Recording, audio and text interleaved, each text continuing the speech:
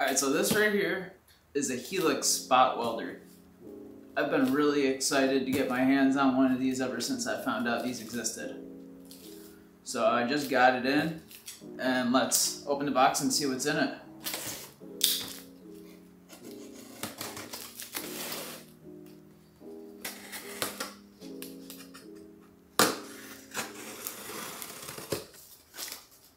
So from what I saw, the specs are, this is able to go from 1 joule up to 30 joules.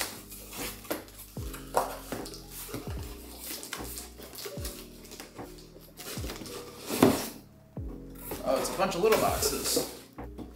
I haven't watched any videos of the unboxing, so I'm not sure what's in here.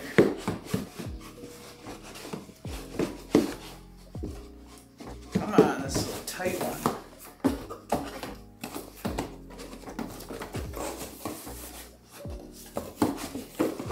on.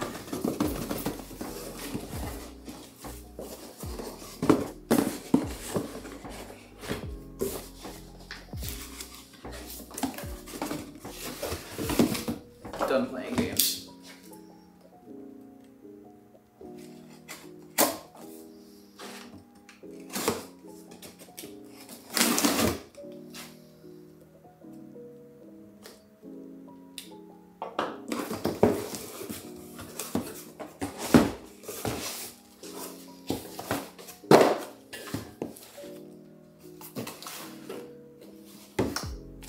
Okay, so this one says it's the welder, so we'll open these ones first.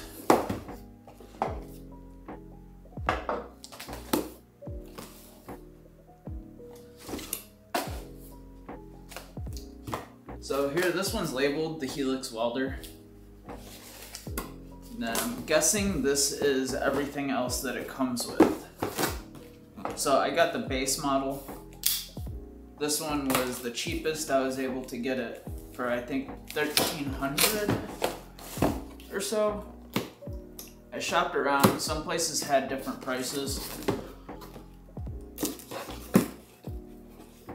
So this is about the cheapest, best spot welder that you can get.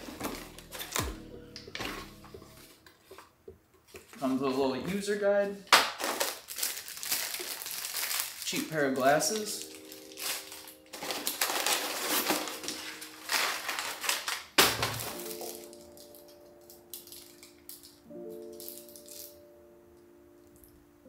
Cleaner with a toothbrush and a little baggie. That's kind of weird, but cool, I guess. Cleaning cloth. This is the power supply right here.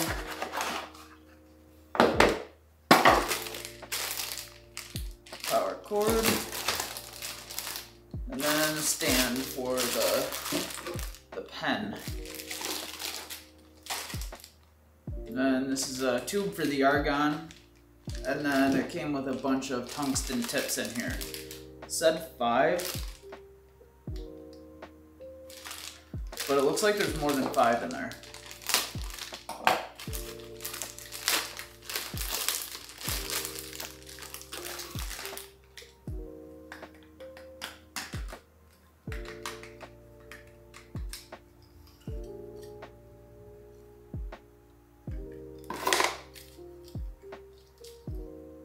No, there's 5 in there. Weird container to put these in. I guess they don't want them to get damaged. That's cool. Alright, now the final box. I'm so excited.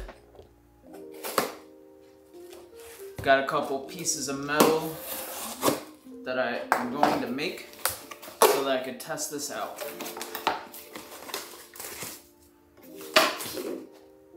Looks like it's packaged in there nicely.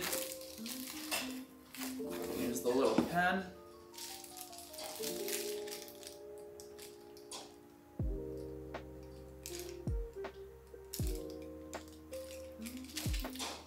I mean, it feels nice.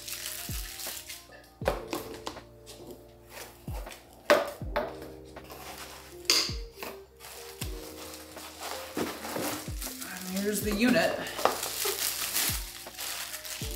So tiny.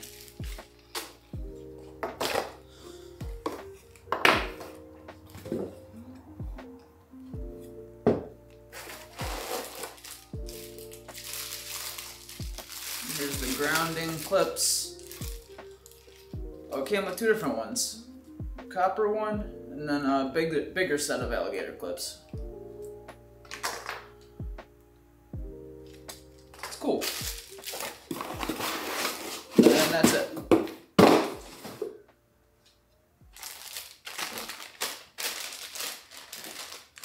So I've been wanting something like this for a while to see if this could actually help fix some porosity. I've seen some videos online of others being able to fill in little spots and be able to, you know, completely weld pieces back together. And when I'm building anything that's really complicated, like super tiny hinges, this will allow me to be able to build them without having to design them on the computer and cast them. So this will be so much easier. Then I could tack things together and then solder them. Which normally you'd have to like hold it with some clay or hold both of them with, you know, different tweezers, which is a pain.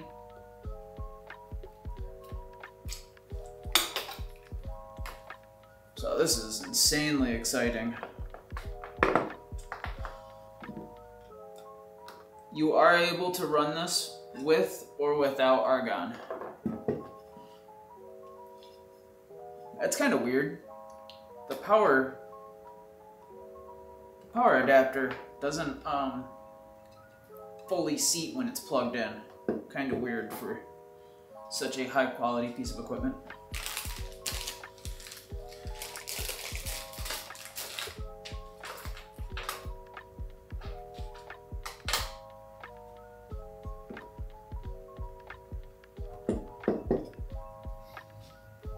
There are a whole bunch of other, you know, adapters or like extra accessories that you can get for this. You can get a larger package. Does that not push in all the way?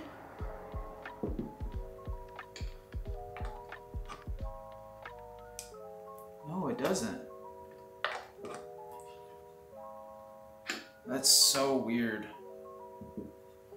I like how that you can, you know, like daisy chain these. So you can have multiple grounds. It says that this is the positive electrode. So we will see. I didn't end up getting the auto darkening screen because they range from, I think, like $200 to $400 for one. I got this one that I wanted to try and see if it will work with this. I'm guessing it will because it goes from a shade 5 all the way up to 10. And I think 5 is like one of the lowest. So I was gonna just design a mount for this and then mount this right onto here. Because I can see right through this pretty good. This thing I got for $50 on Amazon. Big difference from, you know, $200 to $400. And it's rechargeable, which is really cool.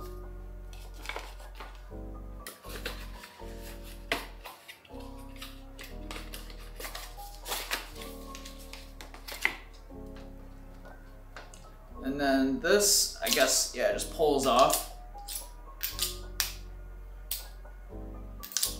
It actually comes off pretty easily. I heard people online saying that it's really hard to pull off. And then that just opens up on the front of it. It's got this little collet.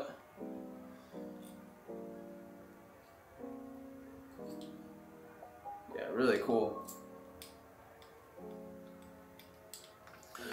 So let's throw an electrode in here and get to blinding.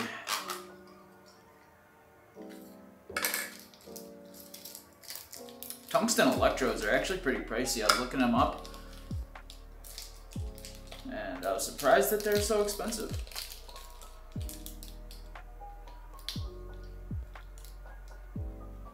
They are definitely very sharp. Man, these things would be awesome for darts.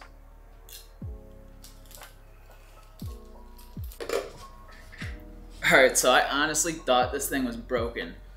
I couldn't get the tip, I couldn't get it to weld at all.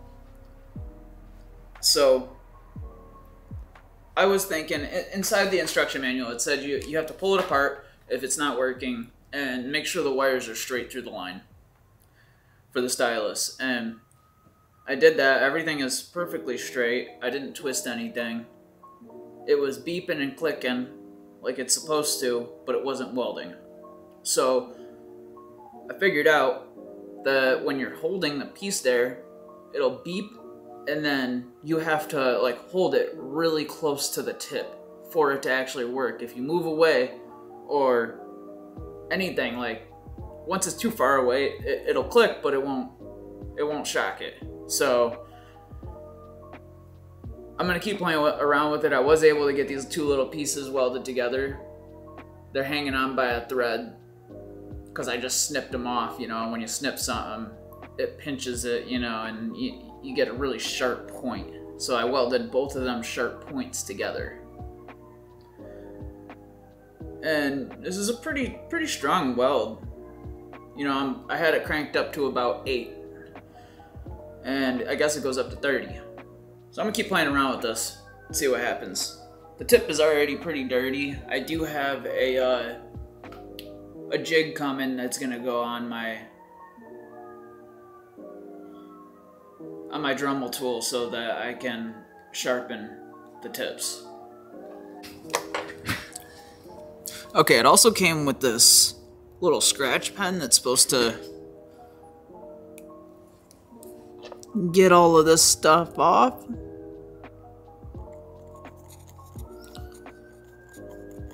Wow, that works really good.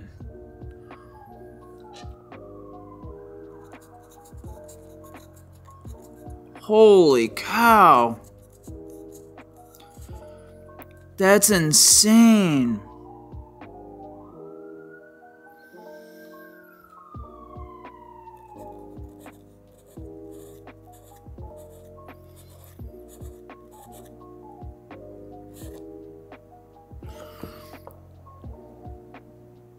I wonder what this is. That's so crazy. I thought my metal was clean, but no. It definitely isn't. Not after you hit it with this thing. Holy cow.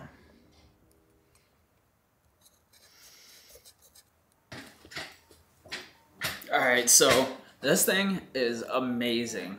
I just can't believe how good this thing works after getting the hang of it. You know, I wish the power level would vary a little bit more between 1 and 10 instead of, it kind of seems like the lower level is like 1 through 5, and then after that it just starts to ramp up pretty quickly. But it's enough to where I can work with it. I can definitely, I feel confident like I can, you know, weld 32 gauge wire.